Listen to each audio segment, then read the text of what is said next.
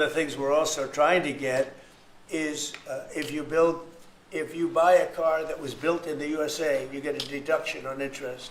So if you go out and borrow money to buy a car, if it's built in the USA, never been done before, it's a big deduction for people that really aren't used to deductions, frankly, because people that buy cars like that are not big into the world of deductions, and now they're going to learn about deductions. So I think it's going to be great. Yeah. Mr. President, are you going to move ahead with a universal tariff or different individual tariff rates on a whole variety of different? Well, you're going to see in 2 days, which is maybe tomorrow night or probably Wednesday. You're going to see, and they're reciprocal.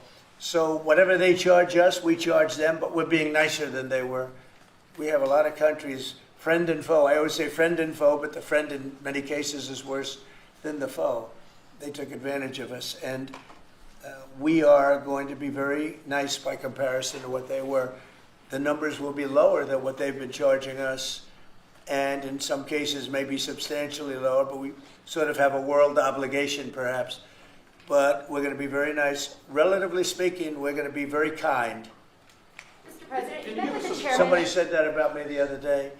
He said, who doesn't know me very well, they said, "You're such a kind person." And I said, "Say that again." They said, "You're a kind person."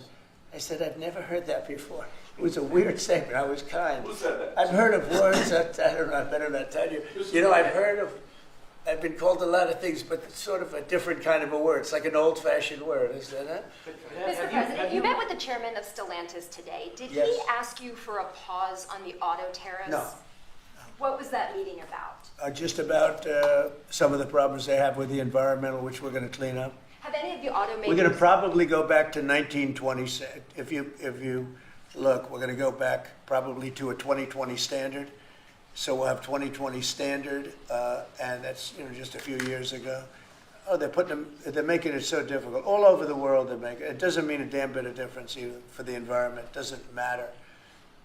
They make it impossible for people to build cars. So we're going to be doing much different. 2020 is a strong standard, but they've taken it to a level now that makes it very difficult to build a car. So we're going to be bringing it back to a standard that is a very good environmental standard, but it makes it possible to build a car. Have you heard any concerns from the automakers, though, about the tariffs on parts that will go into effect over the coming weeks, about what that's going to mean for the price of Well, I gave them a American-made big cars? break for a month. I didn't charge them anything, for a big month, for that first month, and they brought a lot of material into this country because they could bring it in without tariff.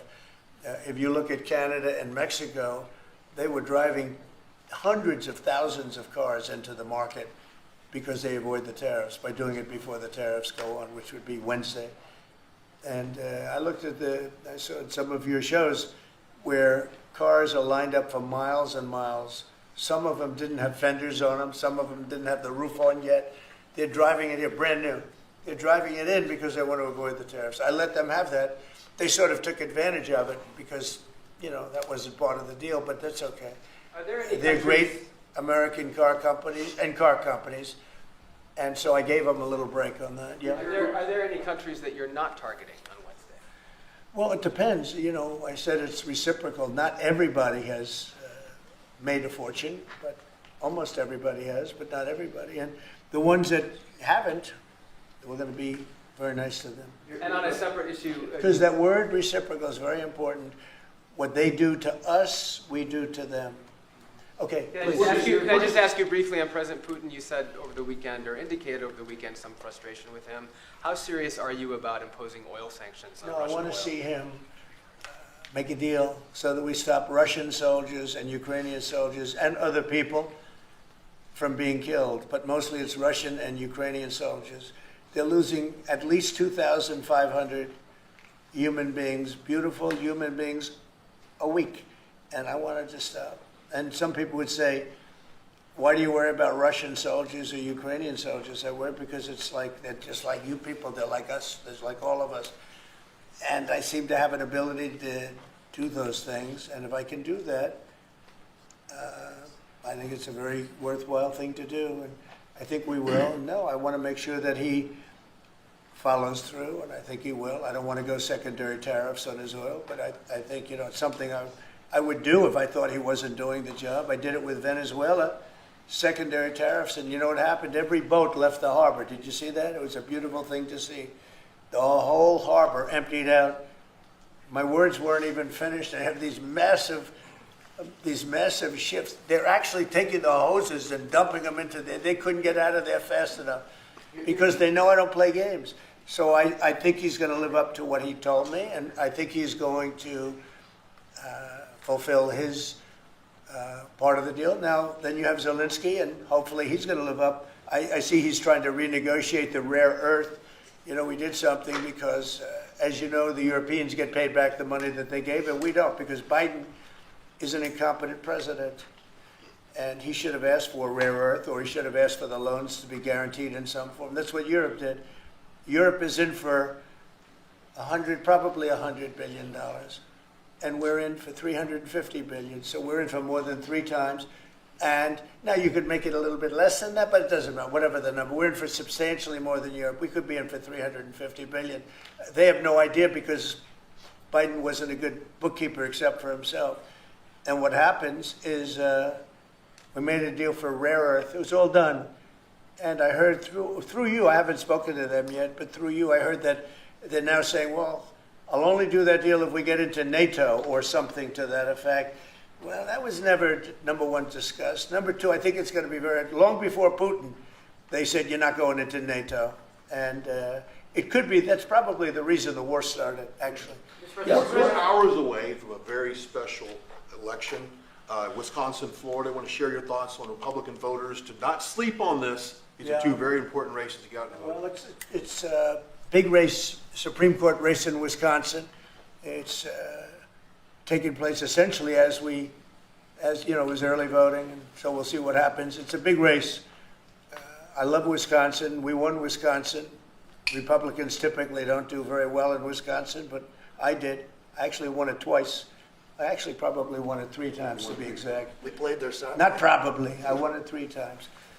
We had a rigged election the second time, but that's, you know, one of those things. We had to make this one too big to rig. Would you agree with that, Brian? Yes, Too big sir. to rig? Yes, sir.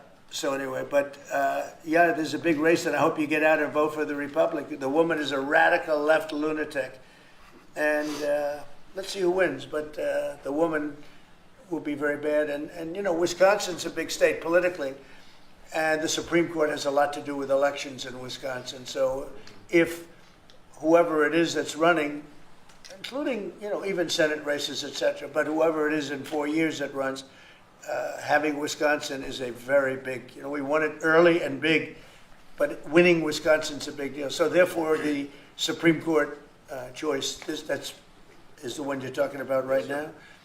It's a big race. It's going to be announced fairly shortly. President Trump, on TikTok, big week deadlines, you got Liberation Day and then TikTok deadline. Yeah, is this we week. do, which I can extend if I want, but we have a lot of enthusiasm for TikTok, for buying it. I think TikTok is good. I used it I was a great TikTok guy, and we won by 36 points, the youth. You know, we won the youth, which Republicans don't do. Maybe it's because Kid Rock likes Trump, I don't know, but we won the youth by 36 points, and I attribute some of that to TikTok. Is the TikTok deal, the negotiations now, tied to a bigger tariff deal with China? No, but you know, it could be. I mean, you know I've used tariffs for lots of different reasons, but I could see, you know, 1 point in tariffs with China, a big country, would be probably worth more than all of TikTok, as valuable as TikTok is. It's big stuff. So there's a great example. That's a great question, actually. I'm a very flexible person. I could use that for that. Like, maybe I'll take a couple of points off if I get approvals for something. I haven't done it. Maybe I'll do it, maybe I won't. But it's a very good question. Peter, you're very good. Thank you. You'll love this one. Go ahead. It's not front page news, but I am just curious. What is your thought about Tiger Woods now becoming part of the broader Trump family? Well, I love Tiger, and I love Vanessa, and they had a great relationship. I happen to think the relationship with my son, I happen to think the relationship was hurt very badly by the witch hunt that went on, Russia, and all the crap that they put Don through, who knew nothing about it. But Vanessa and Don had a very good relationship. They have incredible children, 5 incredible children. All good athletes, all great students, they're like great. And they broke up, quite a while ago. And which was to me very sad because I think they're both great. Don and Vanessa. And Tiger actually called me a few months ago, and I have a very special, very good relationship with Tiger. I played golf with him a couple of times over the last month, and he's a fantastic guy and a fantastic athlete. And he told me about it, and I said, Tiger, that's good, that's good. I'm very happy for both. I just let them both be happy. Let them both be happy. They're both great. To follow up on China, China, South Korea, and Japan say they're going to work together in cooperation to respond to the tariffs that you're going to put into effect this week. Are you concerned that this move of the tariffs this week could push some of the United States' closest allies to work with China? No, I'm not worried about it. I'm not worried about it, yeah. Mr. President, can I ask you I about think they have a something? chance of doing better, actually, with the tariffs. It can actually help them in a certain way. And I think a lot of them will drop their tariffs because, they've been unfairly tariffing the United States for years. And if you look at the European Union on cars, the European Union already dropped their tariff down to 2.5%. It was announced a couple of days ago, which is what which is a very small tariff. The United States charged very little. And I think I heard that India just a little while ago is going to be dropping its tariffs very substantially. And I said, why didn't somebody do this a long time ago? A lot of countries are going to be dropping their tariffs. About something that happened in France today, Mr. President. Marine Le Pen, the far-right leader, got convicted in court and is now banned from running for office for 5 years. Do you have a comment about That's that? a big deal. That's a very big deal. I know all about it, and a lot of people thought she wasn't going to be convicted of anything, and I don't know if it means conviction, but she was banned for running for 5 years, and she's the leading candidate. That sounds like this country. That sounds very much like this country. Okay, anybody else? You've presented with a bunch of proposals for tariffs by your advisors. They've been talking about that idea publicly. who? That your advisors have presented ideas They to do. you about Oh, yeah. about tariffs and what to do in the next 2 days. Have you settled Well, on you're any? going to see, I've settled, a long time ago. But we talk about it. We talk about it a lot. We want to do what's right for the country and even the world. It affects the world, not just this country. This has been the piggy bank for the entire world. So it really does affect the world, and that's important to me also. Yeah. Yes, Mr. President, in the past you have said that you want the quick return of Austin Tice, a Marine Corps veteran and a journalist who went missing in Syria over 12 years ago. Yeah. Have efforts been made to locate Austin Tice been extended beyond Syria, including potential leads in Iran? And do you have plans to get in touch with Ms. Deborah Tice, the mother of Austin Tice? And also at the same time, organizations like Hostage Aid Worldwide have been on the ground in Syria searching for Austin Tice for many years. Can I get your comment on the potential future plans to locate Austin Tice and to bring him home finally? So we've been looking, as you know, for Austin for years. I don't know about Biden. I don't think Biden was looking for anything, but we were, and there's been virtually no sign. You know that. There's been no sign of Austin. An incredible young guy. Be less young now. I mean, it's been a long time. It's been many, many years. The mother is fantastic. She's a very committed mother that her whole life is to find her son, who was in Syria and just disappeared off the face of the earth. So, a lot of bad things happen. But we're always, we will never, until we find out something definitive, one way or the other, we'll never stop looking for him. But we have been, and the response, it's just a lot of dead ends. He's been gone for a long time. The problem is there's never been a sighting. Sometimes you'll have somebody you're looking for him and there's a sighting. There's never been a sighting of Austin, but we are out there and we have great respect for his family and for his mother. She's been unbelievable. Yeah, Mr. President, a question about... No, behind you. Oh, apologies. Yes, you've had outreach with the leaders of Russia and China. You've made an outreach to Iran. When are you going to plan to reach out to North Korea and Kim Jong-un? Anytime in the near future? Well, I do. I have a very good relationship with Kim Jong-un You people hate to hear that, but it's very important. I got along with him fantastically, as you know. It started off very rough, very nasty. Little Rocket Man, the whole thing was a nasty deal. And then one day we got a call that they'd like to meet. We met. We have a great relationship. And yeah, we have, there is communication, yeah. I think it's very important. You know, he's a big nuclear nation. And he's a very smart guy. I got to know him very well. Remember, I put my foot across the line and then I walked across the line. I don't know if Secret Service was thrilled with that. They actually wasn't. They were not too thrilled. But I have a very good relationship with him. Yeah, we'll probably do something at some point. Yeah, please. Jeff? Who's on your short list, Mr. President, to replace Elise Stefanik as U.S. Ambassador to UN? So we have a lot of good people that want it. First of all, Elise is fantastic, and I just don't want to take chances with you guys saying, how is the election going? We have a congressional election that's a little bit close. I guess the one is in good shape, but the other one's a little bit close. But Randy Fine is a great guy. They're both good candidates. They're very good. But it's, you know, a little bit, we want to be careful. And Elise is very popular in her district, and so am I. We won by a lot of points, and so did she.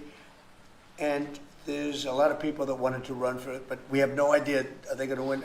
I think it's just security. And I said, Elise, what about going back?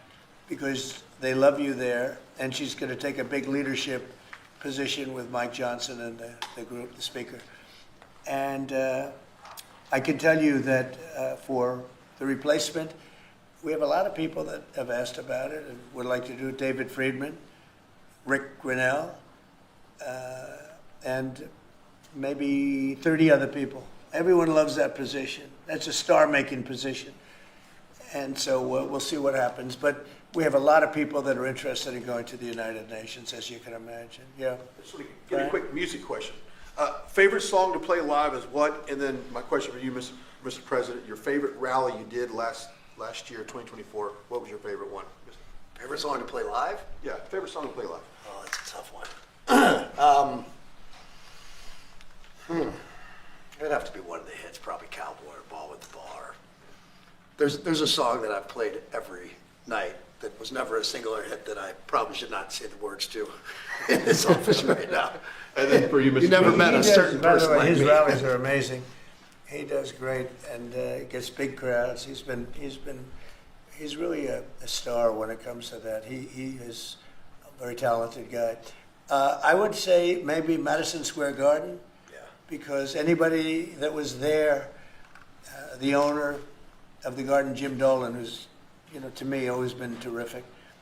He said this, he's never seen anything like it. We had, when you announce Madison Square Garden, you know, it's a big arena, but we sell out big arenas. We sold out in Milwaukee. We sold out at every big arena. We never had empty seats. It's amazing. They talk about Bernie Sanders gets 2,000 to 3,000 people. Everyone said, these crowds, I get 107,000 people in New Jersey.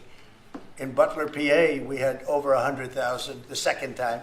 We had 55,000 the first time. We have big crowds. I would say Madison Square Garden, because I grew up in New York and the garden is great. Jim Dolan treated us well, but everybody said that, because I think I could have filled it up 10 times. We had hundreds of thousands of people that were stacked all the way back to the Hudson River and on the other direction, back to Fifth Avenue. Nobody's ever said, I don't mean with a line, I mean like 50 deep, this way. The streets were closed, the whole thing, it was crazy. And when you take that, you know, you want to do well at Madison Square Garden. You don't want to have empty seats. But we could have sold it out, Brian, 10 times, and everybody knew it. And I think we got a good indication that that's where the election was going. And we won every swing state, and we won by millions of votes. It was a great election, yeah. Mr. President, the U.S. military transferred 17 individuals to El Salvador overnight. Did you discuss with your team whether these deportations would run afoul of any recent court orders? No, I do want to thank, however, the president. He has been unbelievable, and you know, in relation to us. But I think that our people have done an incredible job. You know, I got elected on the basis of getting bad people out of our country that shouldn't be here, very dangerous people out of our country. And that's what I did, and then you have a judge that wants to take over, and I can't imagine it can be allowed. If it was up to him, they'd all be put back in our country. These are killers, these are drug lords, these are really bad people. But I want to thank the president of El Salvador, because he's done an amazing job. You saw it. Yeah. Elon Musk's special government tenure is coming to an end, 130 days, I think another month. Yeah. Do you want him to stay longer, or is it time for him to go back to running his companies in Europe? Well, I think he's amazing, but I also think he's got a big company to run, and so at some point he's going to be going back. He wants to. Would you want to keep him around?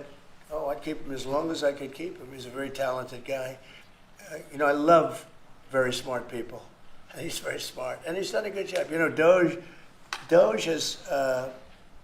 We found numbers that nobody can even believe, like 400 billion, 500 billion. It could be close to $1 trillion by the time they end on different things. And he's led the charge. And you've seen a lot of his people. And these are people that joined up. I always say they're high IQ people. I like high IQ people. And they've done a great job. No, at some point, Elon's going to want to go back to his company. I will say he's got, despite the way he's been treated, so he's an American patriot. But the way he's been treated with Tesla is just terrible. It's just terrible. Once he goes In fact, back, you have a Tesla, and you love it. You love it. He was saying before he bought a Tesla, he loved it. A lot of people are buying Teslas, I think, and I hope they are. He should not be treated that way. He's done an incredible service to our country. but once he goes back, is Doge going to keep operating even without Elon here? Well, I can't tell you that. I can say this, that a lot of the people that are working with DOGE are the secretaries, the heads of the various agencies. And they've learned a lot, and they're dealing with the DOGE people. I think some of them may try and keep the DOGE people with them. But, at a certain point, I think it will end. But they have also gotten a big education, and they're doing a really good job. There'll be a point at which the secretaries will be able to do this work and do it very, as we say, with the scalpel. And that's what we want. Yeah, Jeff? Mr. President, have you had any updates on the U.S. soldiers missing in Lithuania? I have. Can you give us an update? So 3 are no longer with us, and 1 is unfortunately probably in the same category, but they haven't declared that yet. It was a very heavy truck, like a toy, but really heavy, that lifted the heaviest equipment. And it would seem that the bank of a lake collapsed. The weight is so big. And it was at night, and it was very cold weather, and ice, a lot of ice. And it's possibly slipped, and the weight is so enormous of this thing. It's a massively heavy vehicle. And if they slipped a little bit, it's probably what happened, and it flipped. And 3 are gone, and 1 is missing. On a separate topic, follow-up on immigration, did you see the video of the Tufts University student who was taken off the street by ICE agents last week in hoodies and masks? There's been a lot of criticism of that. Are you comfortable with how that was handled? Well, I haven't really looked at it in any detail, but I will. I have seen it quickly, but not. I wouldn't want to comment on it. Yeah, please. Yeah, Mr. President, would you be able to confirm recent reporting that you are making plans to go to Saudi Arabia next month? And Yeah. if so, why is Saudi Arabia so important? So I have a very good relationship with the Middle East. In fact, if you look at Michigan, I won the vote by a lot. People were a little surprised. And I have a very good relationship with Mohammed and the king. His son is Mohammed. He's great. Crown Prince, actually he's Prime Minister too. He's got a lot of good titles. But he's great. And the king has been wonderful.